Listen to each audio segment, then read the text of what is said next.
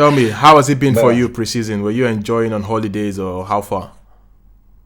well, it was just back to work, the normal like activities, but Back the to work on holidays, man. Which kind of thing be that one? On holidays, you're going back that's to that's work. that's that's the point, man. Like being a man is it's no day job. And a lot of times people don't, really talk about the mental health of a man. And a lot of people are going through challenges and tough times, so that's why it's always important to like, just find someone that you can always trust to talk to, and share your thoughts with, and always just have take out time to have a breather Yo, because it's yo, very wait, important. hold on, hold on. We are here to talk about sport, okay? Soft sports, but Yeah. you brought up a point that I think is important. You've talked Yeah. about sharing, speaking to people whenever things are tough. Yeah. But do you think us as men sometimes we see it as a point of weakness? We don't like Well, sharing our burdens. I don't think, it's just because we see it as a point of weakness. I think it's more like that is the ideology that we grew up having. Do you understand? That is what was instilled in us Especially that, hey, African as a men. man, yeah, especially African men, I'm being specific, how they'll be like, as a man, you're not supposed to cry, you're not supposed to express your feelings, but that's all wrong, because it's very important that when you share, like, remember the saying that a problem shared is half solved. But these days they So, say problem shared, you go see them for social media. but before you share your problem, you have to tell the person to switch off their phones, But yeah, like I they do. actually understand what you're saying. I think it's good because man, that song keeps playing in my head. To be a I man is think, man. not a day's job. You know that song. Yeah, I But like it's remember. actually of course it's not easy for everybody regardless of the gender. Yeah, It's life. Life can be life at times and you just have to try to share sometimes with some people. If you don't speak sometimes you don't get the help that you require. sure. And Yeah, it seems to be happening a lot, even for people, Africans who are in the diaspora. You see a lot of yeah, people who just go mental, like physically, mentally, they are gone. And yeah. if they had spoken up, a lot of things would have been better for them. And I think one of the bigger challenges too, for people in the diaspora is when you go to a place where you probably don't have like family relations, siblings, you're all alone, or the friends you get to make, people you just met there. So sometimes that lack of trust, doesn't really allow people to open up and, they could just get into this maze run where they don't, where they're just going down and depreciating without even realizing it. So that's why, the most important thing is always find someone you can share your thoughts with, and express yourself how you feel. Or if you need proper help, that is also available, but you always have to be open to, receiving help.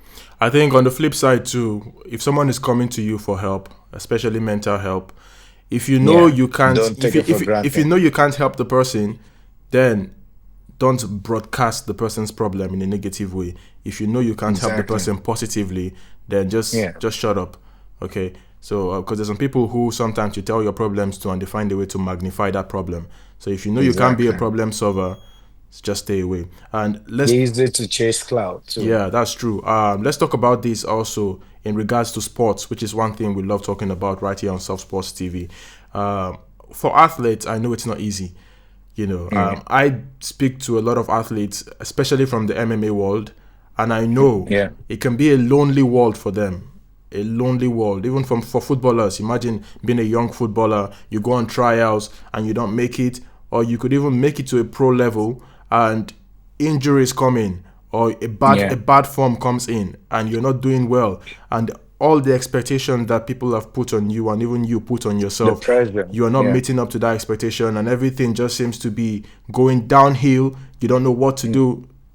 You can speak up, man. We'll bring this and try to connect this to a recent happening. Ademola yeah. Lookman, who plays for Atalanta FC and who is current The African best footballer, best player.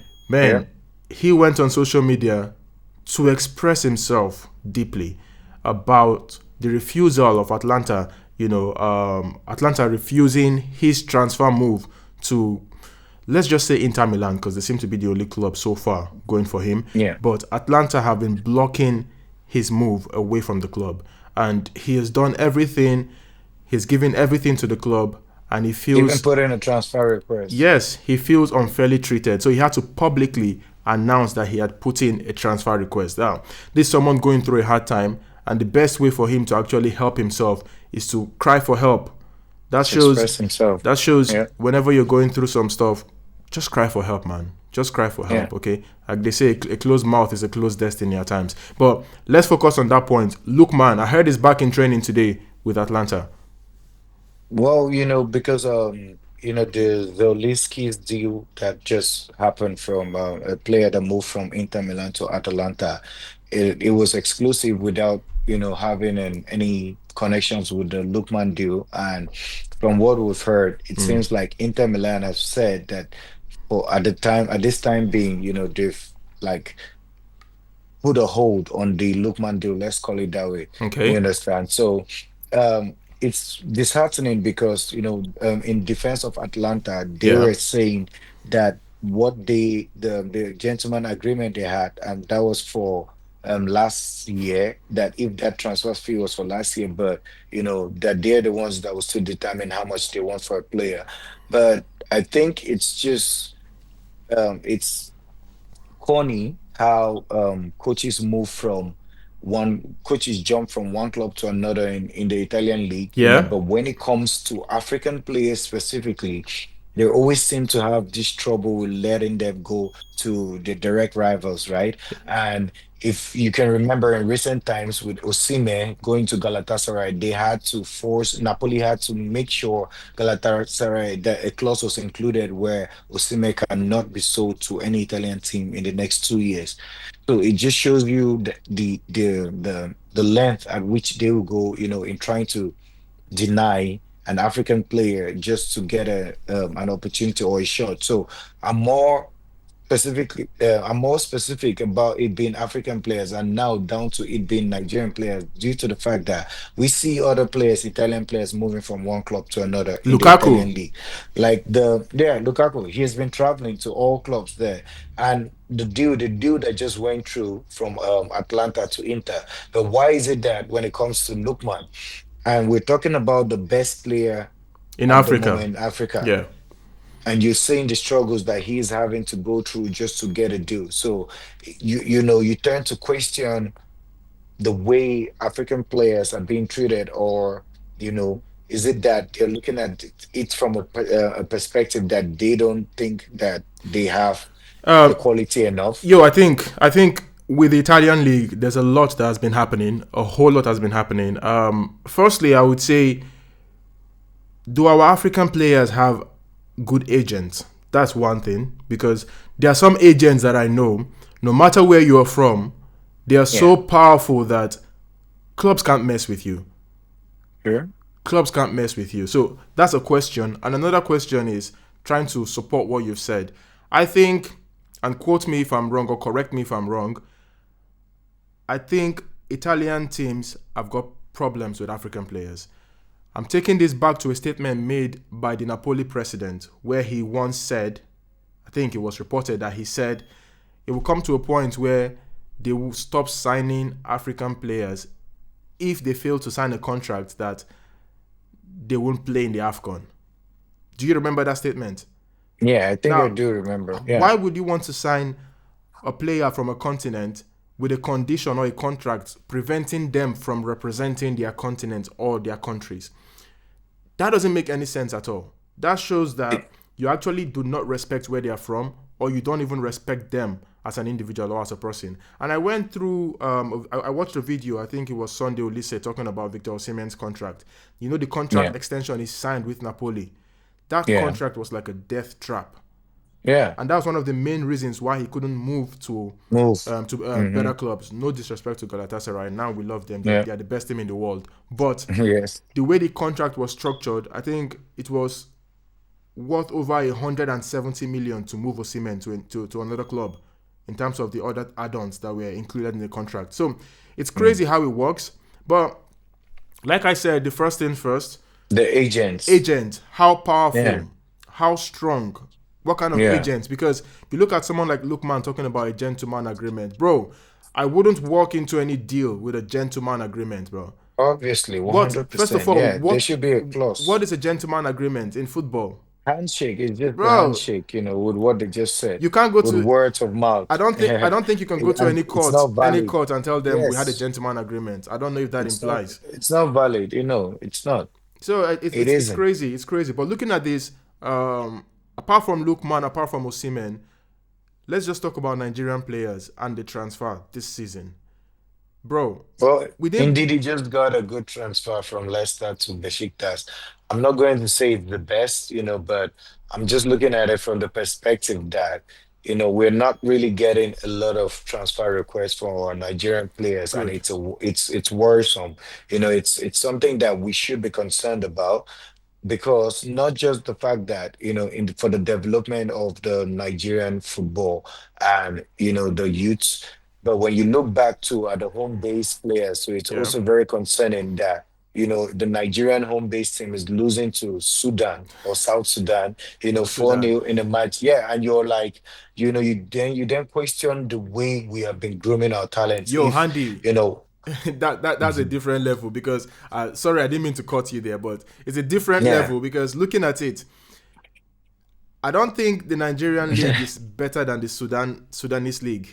oh my God, Because I never knew oh my a God. time will come in my life where I will say I this. it Do you sounds know there are some it Nigerian players sounds playing in the um Sudanese league?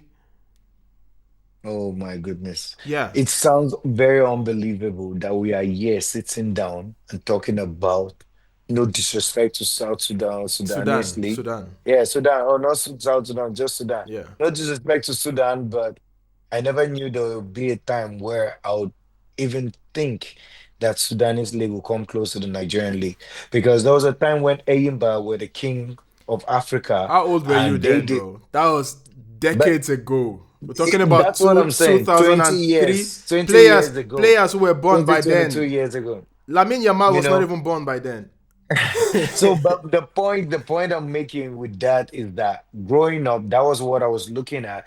And if Nigeria actually had a good trajectory for growth, the way the development rate would have been at this point in time, I think what Morocco is doing right now, which is very, very impressive, you would have know, been a joke compared to what Nigeria would have achieved You right now. know, my initial thought was for this conversation to be about the quality of Nigerian players, but apparently we cannot talk about the quality of Nigerian players without Without talking the about the foundation. state of football in Yes, Nigeria. And I've told exactly. myself It before that reflects. I wasn't going to talk bad about the state of football in Nigeria, but unfortunately, the reality is the reality, and you cannot Exactly. do away with It, it. Someone told yeah, me a few days ago that I think the number of stadiums that we have fit enough to host a big competition, like maybe a CAF competition or a UEFA competition in Nigeria. I think it's just two, Abuja and the Akwa Ibom Stadium.